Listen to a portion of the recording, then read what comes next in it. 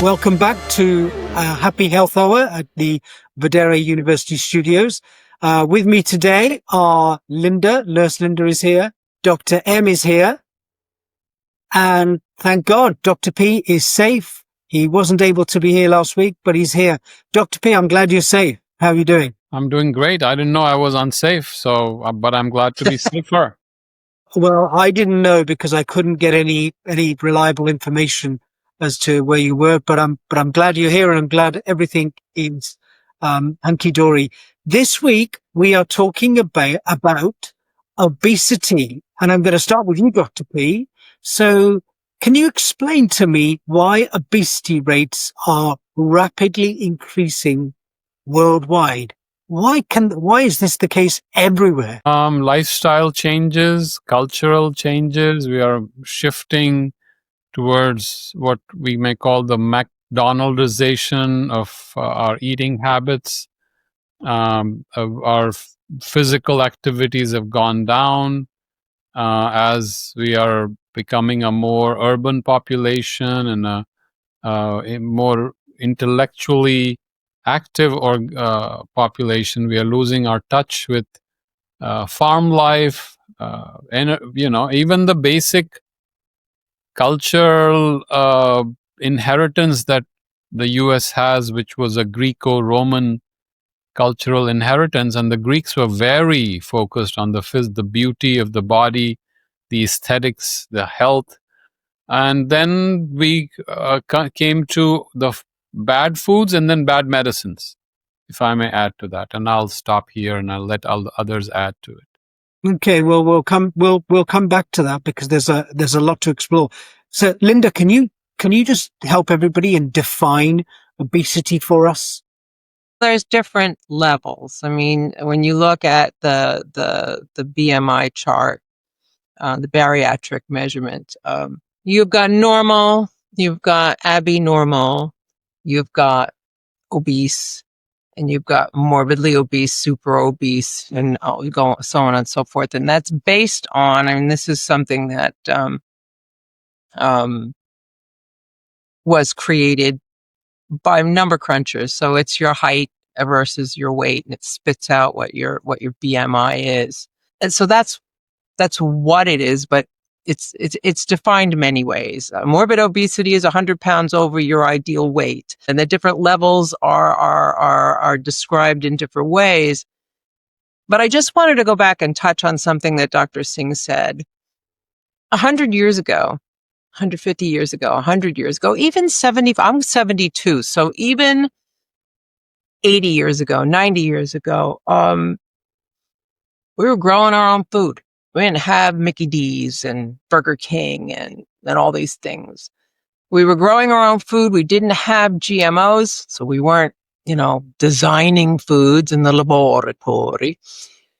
So we've lost two things. We've lost our natural connection to food, and we've lost the activity, the actual movement that it requires to grow, harvest, clean, prepare these foods.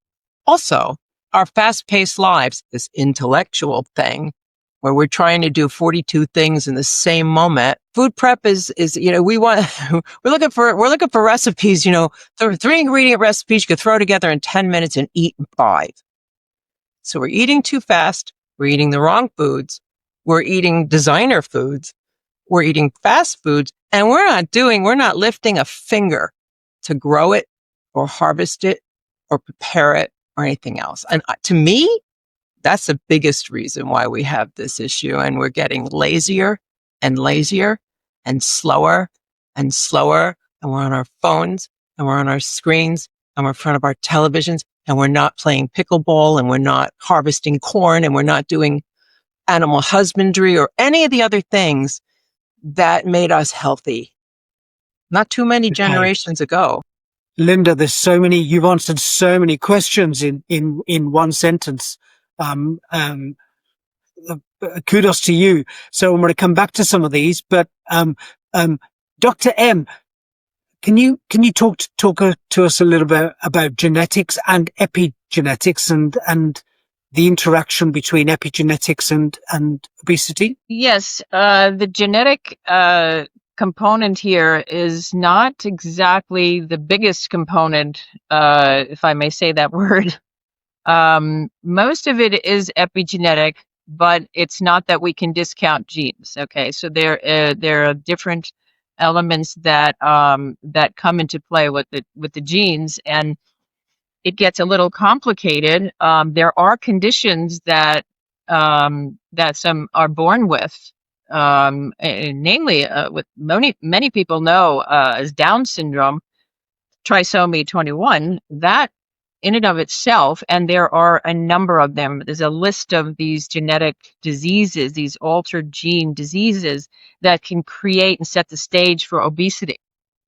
So, and that involves so many complex pathways, and that has to be carefully dealt with. And it's not easy to change those people at all, as opposed to someone who doesn't have a genetic alteration, something at birth.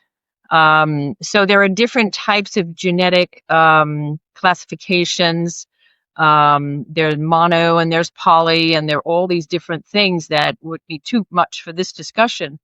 For the most part, and based on the science, our epidemic of or pandemic of obesity is related to the epigenetics. That is the outside circumstances, the environment outside of the gene.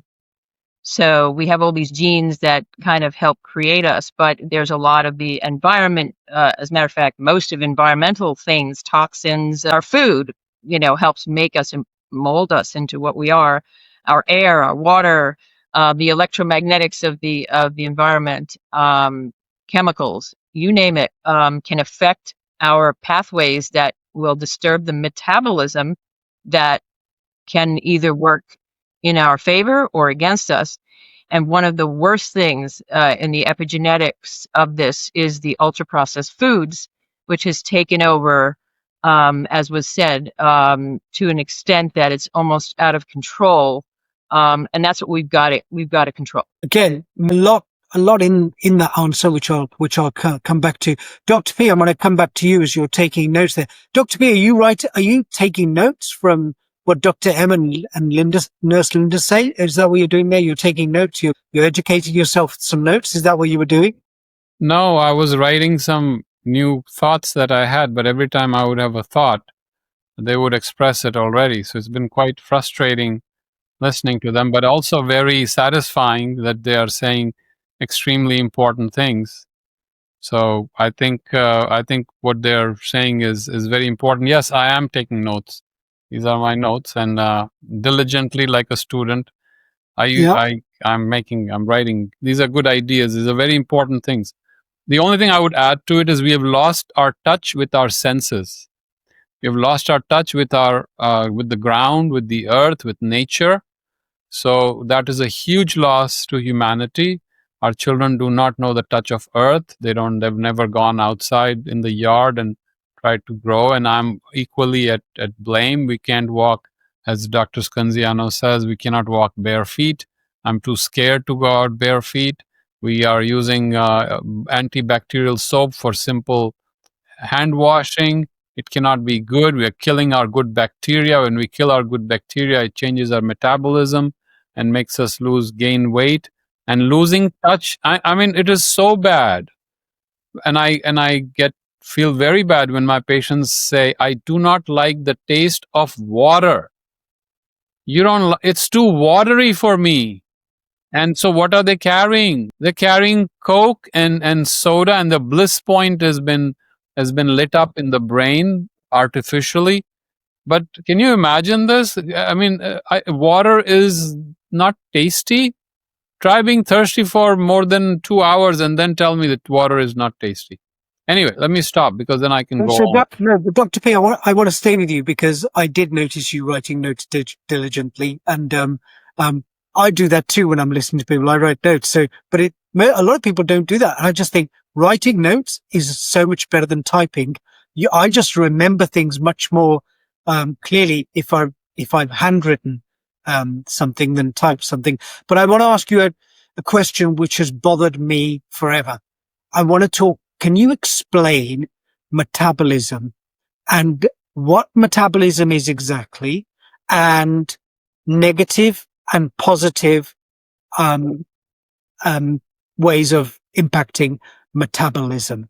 Because I hear so much about it, and I confess to my shame, I don't know exactly what it is. So think of all the activities that go around in your body, all the chemical reactions, every moment, all the cells, your trillions of cells, your own cells, your bacteria, every activity, energy is being created, is being utilized, enzymes are moving around, electrolytes are moving, fluid, water management, how much water should there be, should not be too dehydrated, protein, calorie, energy, fat, everything that's happening in your brain. It's almost like a universe explosive and supernova happening in every body. That is the catch-all phrase, is metabolism. All the activities in the body is metabolism. Positive metabolism and negative metabolism. It's the concept is that if we are taking in less calories than what we use up, we will lose weight. If we are taking more calories than we use up, we will gain weight.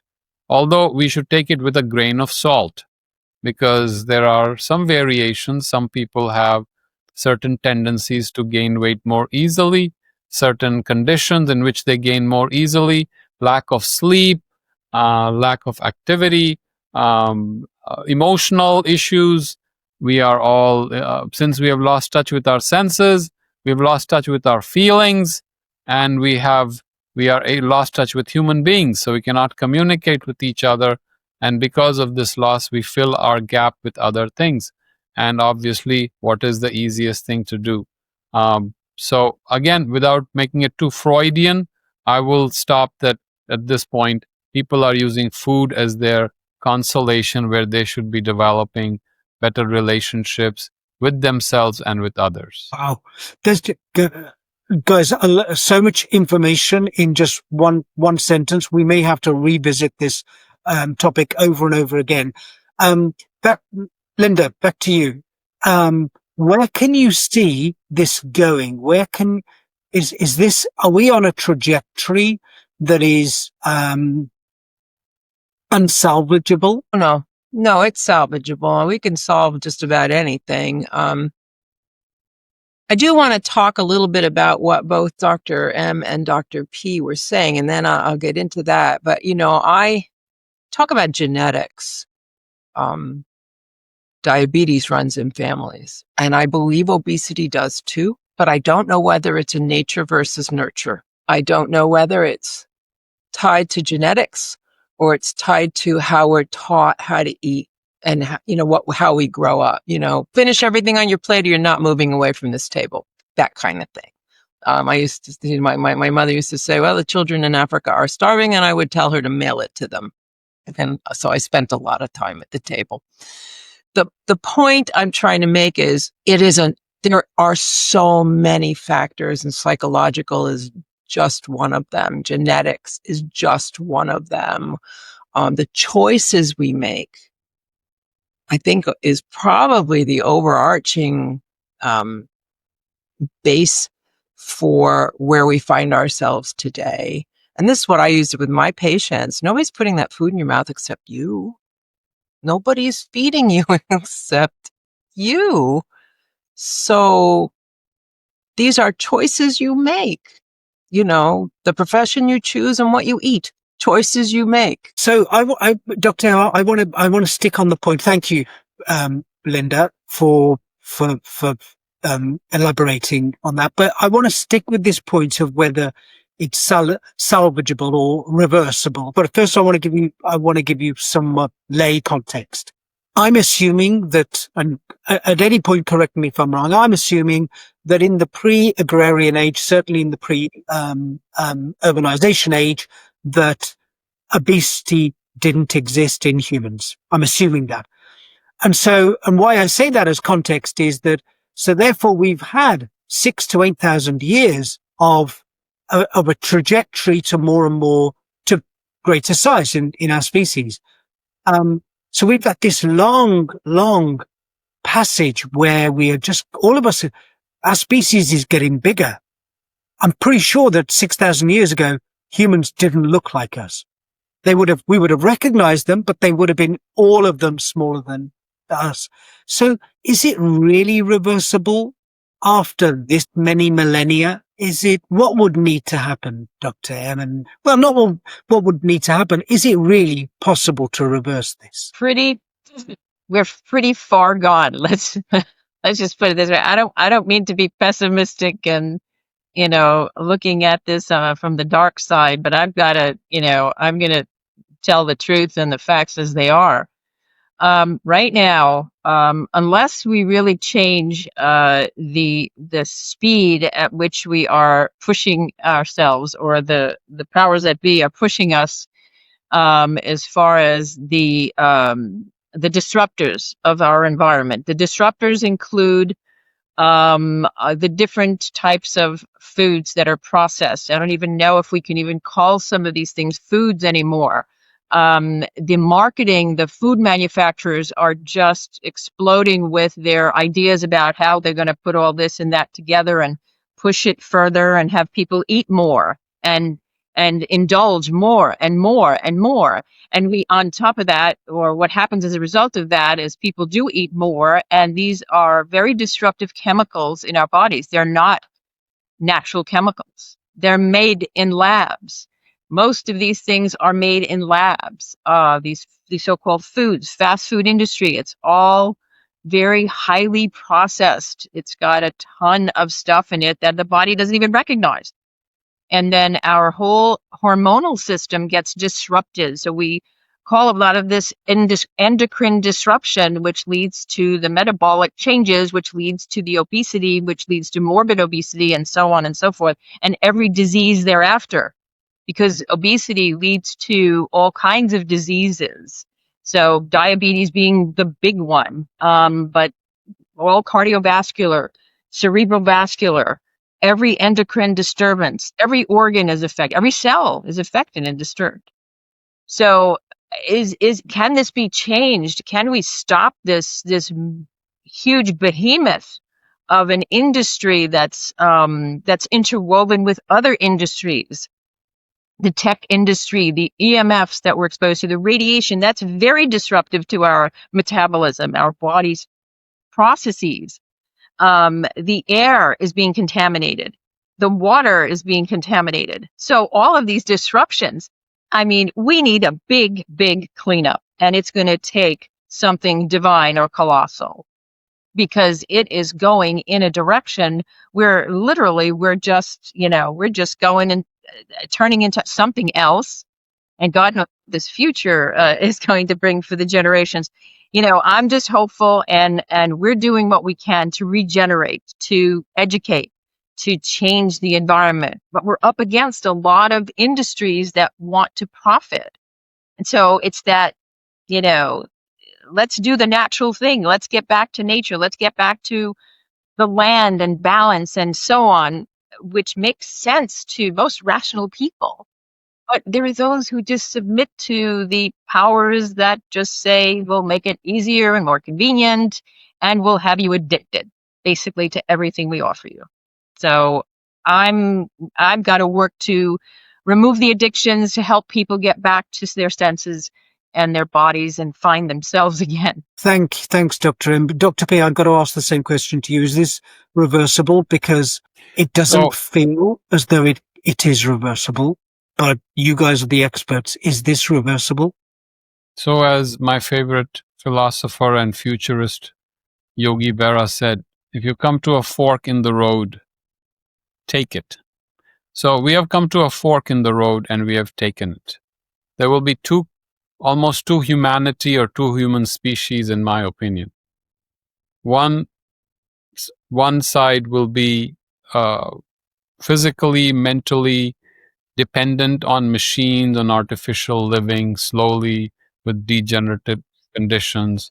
The other aspect of humanity will be probably mentally and physically more robust, and perhaps even spiritually more robust. And then that brings me to what Sri Aurobindo had said 100 years ago, and we have discussed that in his book, This is where humanity is coming to. Our solutions are very partial right now. What is our solution for the obesity epidemic? GLP-1 agonists are here. We are all saved. We're not. I'm sorry. So there's not only manipulation of food, as Dr. Maria pointed out, there's also manipulation of minds, manipulation of people, manipulation even of information and facts. The fact that we can say that there are alt facts which we can create and accept as partially acceptable facts or even completely acceptable facts itself is ridiculous. So we are coming to a world where reality itself will have multiple dimensions and faces. We're talking about virtual reality, alternate reality. We're talking about a different technological singularity. Where is the human being in that technological singularity? It's a challenge we all have to face. We are facing, and I'm afraid to say that we have come to a crossroads, and people are choosing one direction or the other. And we will see probably a shift in how, just like in our past when we had two different lines of human or species, and they forked into two different aspects. And if you remember your anthropology, Homo sapiens came out, and the other line just fell, just disintegrated slowly. We might see that again. And last thing I'm going to say is we've forgotten the ancient art of living differently, meditating, enjoying life, being quiet, being content, being happy, learning to be happy, and learning how to fast, how to not eat, and still be happy. We have so much that we don't know what to do with it, and we still are not satisfied. Staying on this question in a slightly different way, Linda, back to you, but all three of you, the question is for all three of you. Let's say it is possible to reverse this, but is the cost, I mean the economic cost, I don't mean the health cost, I don't mean anything else, is the economic cost of shifting how we produce things to a more natural farm, is that going to be too great? What's your intuition tell you about that, Linda? Is the cost of shifting back to natural ways of growing food, is that just not possible mathematically? Well, it depends on who you're trying to feed. Obviously an individual family can make the choice to have a garden in their backyard and have chickens and whatever. So individual families can make those choices. But when you're talking about feeding the masses, that's where you run into a little bit of a problem. And also the government. Look at all the subsidies on grow corn, grow soy, grow this, grow that. I'll help pay for it. Yeah. I don't know if you're aware of what's going on in the United States these days, but I mean, I don't think it's a US, Linda, I don't think it's a US thing. I think the economic structures are set for food production and distribution, that there's some inertia in the system, right? So I don't think it's just the US. So that's why I'm asking, is it even possible? Not in the current political environment. Okay. No. Dr. Maria, what do you think? Is it possible to shift economic food, the economics of food production and distribution? Is it possible? It is, if we have the right people in place here in this country and in others, as you said, worldwide. We do need the right minded people, and the right minded people have to be people who are, as I would suggest, more spiritual, people who are understanding there's got to be a massive change here, and it has to be one that's going to take a lot of funding and a shifting of other entities in a country, toward the most important thing. What is more important than food and water and sleeping, and just basic body functions? We can't function without food. I mean, a lot of people think we can function with technology. Let's eat technology all day long, perhaps. let's just imbibe and absorb technology. That'll feed us. That's insanity. So we need to have a lot of good heads together. And, I know of a number of people who are really working hard in this country and in other countries. And in Germany, in the UK, there are good people, and in other countries as well, that are trying to make things work, and they are working like diligently 24/7, but they're up against so many other entities. So it's going to be really, it's really the biggest challenge right now is to get back to some normalcy in terms of our agriculture, because the chemical bombardment has destroyed most of our soil, and that has to be redone right here. We need to redo it here. Over in the UK, I'm sure they have to do it, and elsewhere.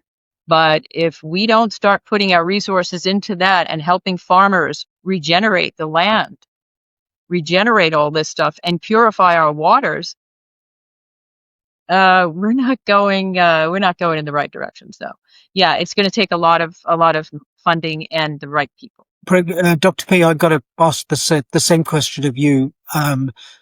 Is it really possible to shift an economic system and at scale and the cost base doesn't increase? Is that really possible? It's probably not. It is so enmeshed. The economies, energy, food, security, technology, our healthcare system, education system. It is so strongly enmeshed. To change it requires an overhaul.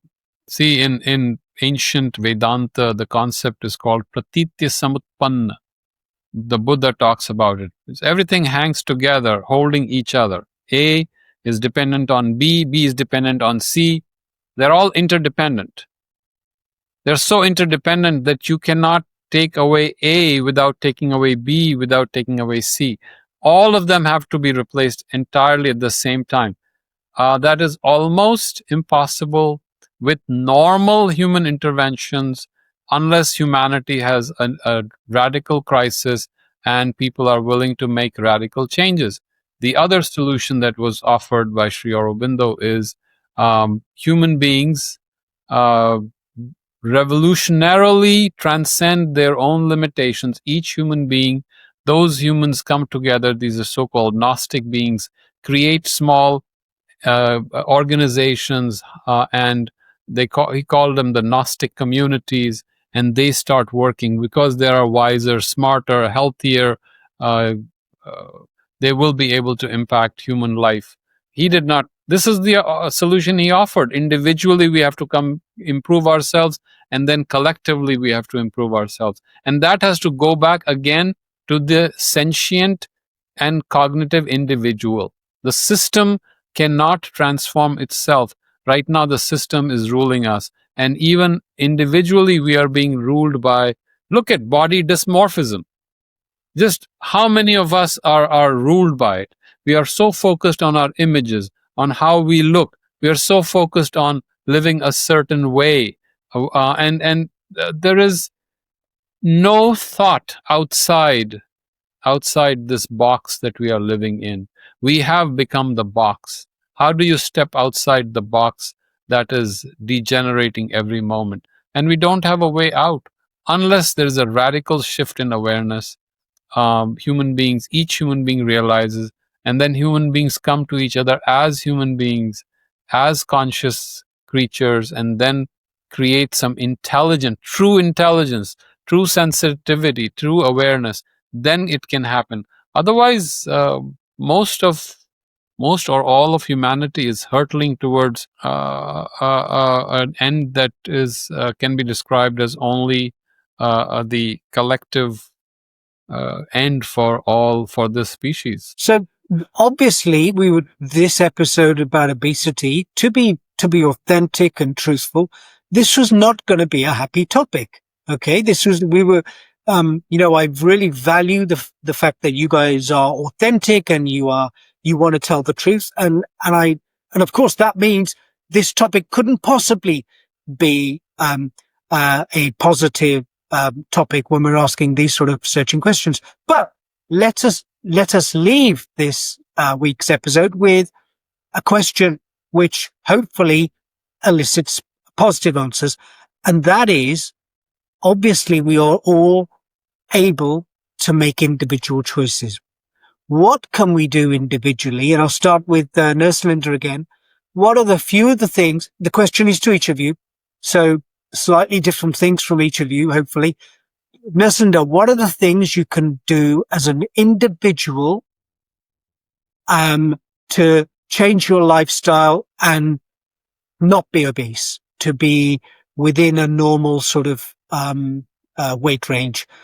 And I want to ask, I know this is a rambling question, but I want to ask the question in a certain way. And that is, the answer can't include going to live on an organic farm, leaving the city and going to live on an organic farm.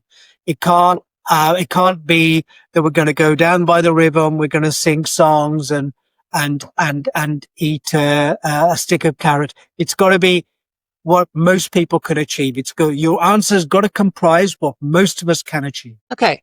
Well, this is a topic that's very close to my heart, as I am a type 2 diabetic who at one point weighed 275 pounds and was on insulin and an oral anti-diabetic medication that was screwing up my kidneys. When I was 59 years old at the time, I'm 72 now. And it was a conscious decision on my part. I had gotten the diagnosis of osteoporosis, and being a nurse, since derp was new and I chose the color of it, I had taken care of women who had that problem. And I thought, oh no, I will not be that patient. That was my hot button. I said to my husband, who was then also morbidly obese, some might say super morbidly obese at the time, and I said, I am going to do something about this because I must. I have grandchildren I want to play with. I have things to do, places to go, people to see, and I am not happy. I'm destroying myself, and I alone have the power to change it. Now, you can do this with me or not. I don't care. This I do for me. And I looked at, and I had struggled with weight my entire life. I mean, my mother told me I was on a diet when I was 10 months old. And looking at the pictures, I can believe her. I think they called me Creases Pieces. I mean, my rolls had rolls. I don't know how that happened. But at any rate, I looked at all the things that I had done, all of the different things that I had tried, that we had tried together. And I said to him, well, this is not a one size fits all thing. So we need to start with something. I need to start with something I can live with. That's the first thing. I have to be able to live with it or it won't be sustainable. I happened to choose low carb. I knew that I would only be able to do this for 3 or 4 months before I started craving the wrong things. And then I would go back into the cycle. So I kept looking. We started with that, but I kept looking. And I found something for me that worked for me, which was carb cycling, which gave me 1 cheat day a week, 65 pounds in a year. Painless. I'm on no meds. I'm 146 pounds this morning. I am on no meds. And my hemoglobin A1C was 5.7 less 2 weeks ago. For me, it was a decision. Now I have had many patients come to me, and that's my approach with them. They wanted a pill. I don't give a pill. They wanted an injection. They weren't invented yet. So we didn't even talk about that. I said, you're the one that puts the food in your mouth. You got to find a good reason to do this. And you have to do it. We have to find what will work for you. It's individual. And some people, we never did find it, because it has to come from them. But many of them we did. Nurse Linda, listen, this is so impressive. I have one quick question for you. How is your diabetes now? Totally. I mean, like I said, my hemoglobin A1C is 5.7. So that's not even diabetic. Although I am diabetic, it never goes away. It will never go away. I have it. It's being controlled by what I eat. And also I'm in the gym 3 days a week. So there's that. Amazing. Congratulations on your huge success in this last decade. Dr. M, different things. What can be done? What can an individual do, taking responsibility for themselves and their families? What can an individual do other than move to an organic farm in the countryside? First of all, I want to give praise to this creature here and the creature behind me too, that they would be considered kind of obese, but they're wonderful and we love them. Okay. It's not that we don't love people who are as well, but as an individual, everyone is unique, and I applaud Linda for an amazing journey that she took, and she's now down to what I would say non-diabetic. She has taken it away, because we are so inundated with, once you're diabetic for life. Well, that's nonsense. That's the way they do talk in medicine. Once you've got, hypertension, you're always a hypertensive. That's nonsense. So you can be free of it. And each person must find their space. They need to really look deeply at themselves, some self-reflection, some introspection, how much do I appreciate myself? And if you don't appreciate yourself, you're not going anywhere. You're not going to do this. You're not going to accomplish anything. You're going to really move very slowly, if at all. So I find that when I work with people, and I get to the root of what might be irking them and what may have all set this in motion, the whole overweight, obese state, we can get to it and then have them recognize what they're doing, what they're actually doing. Why are you choosing these foods? And get them to understand what food addiction is, and get them to understand the chemical addictions, and so on and so on. So I have to work with each person individually. We try to stay away from drug. We use whole foods, right? Whole foods, because that's what we need to do. We need to get back to the whole, whether it's a piece of meat, a piece of fish, an apple, a carrot, a leaf, a grain, a bean. What would work for that person? And we go through that. And I've seen some really, good success stories. In terms of my own, I've made my own changes, and fasting. I've done my own fasting, and I encourage fasting, as my husband mentioned before. It really resets the body, and people should try it. Everyone should try at least 24 hours. So if you can do 24, you can do 3 days. Unless you're completely, in a state of emaciation and completely disease-ridden, you could fast. Anyone can fast. But that's really important. We have to stay away from chemicals that are constantly interfering in our pathways. Like, get rid of the plastics. Stop, using plastic containers. I've converted my plastic containers to glass. So I use, stainless steel and other such things. I filter the water. We have a water house filter. I make sure that I have, fresh things around, fresh fruits and vegetables, and focus on using those things all the time for my nourishment. So the environment, it should be conducive to eating good things. You should be exercising your body as well every day. Every day I do mine. I do my exercise. I feel that it's keeping me young and energetic, alive and flexible. So that will help in the expenditure of the energy that I take in via food. So all of this has to be in a daily program. You can't put it off and say, oh, I'll eat better next week, or I'll exercise next week. It's got to be now.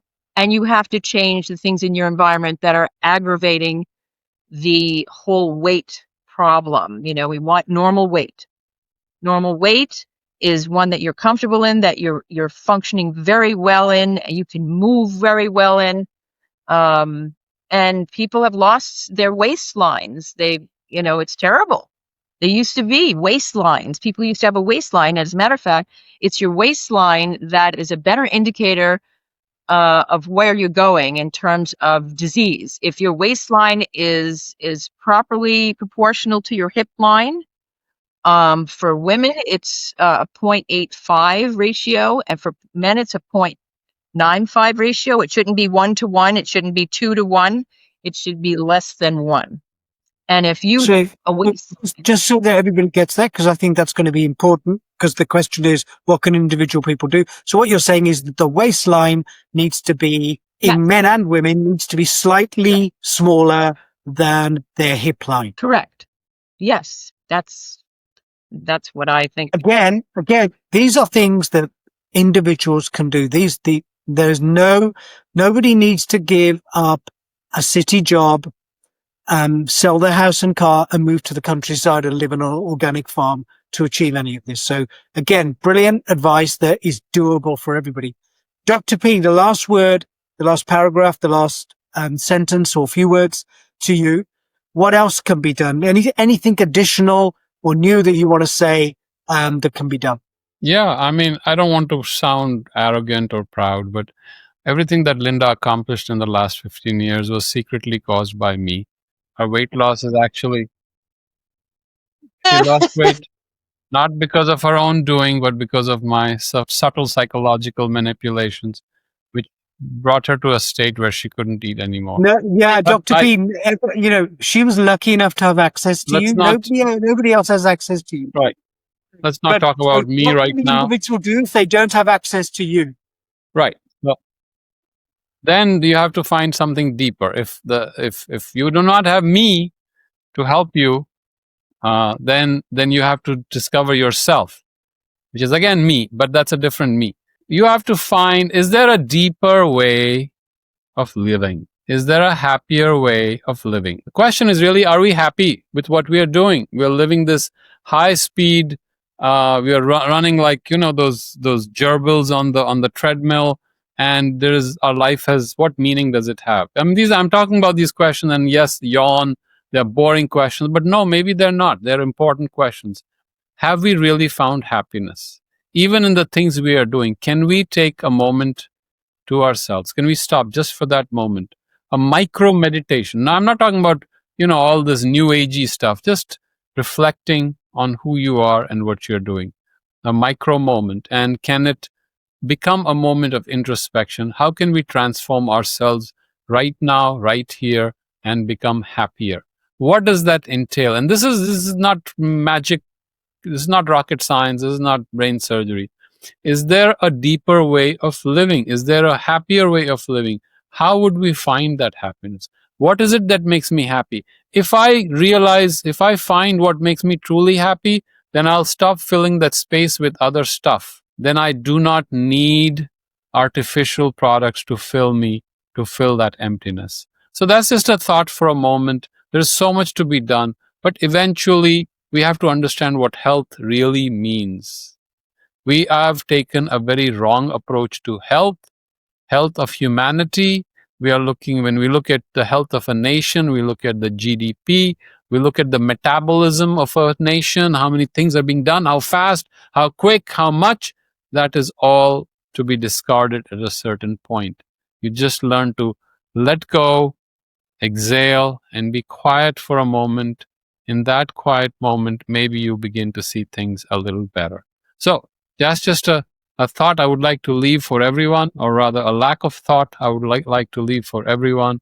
And if we can learn to be silent and free of ourselves for a little bit, then perhaps we will discover the core of health, which has nothing to do with eating more, making more, gaining more, grabbing more, and this is what our life has become. I think that is also a really wonderfully profound, but also doable thing for the individual to be. I think Dr. M also alluded to that, to be happy with yourself. Somebody who's happy with themselves is just less likely, as you say, to consume the wrong stuff. Thank you so much. This episode has been longer than previous episode because this is such a big topic, and I wanted all of you to answer the same questions, which we don't always do. So I thank you so much. Next week's topic is fast foods and ultra processed foods. Join me, Nurse Linda, Dr. M and Dr. P next week on Happy Health Hour. See you next week.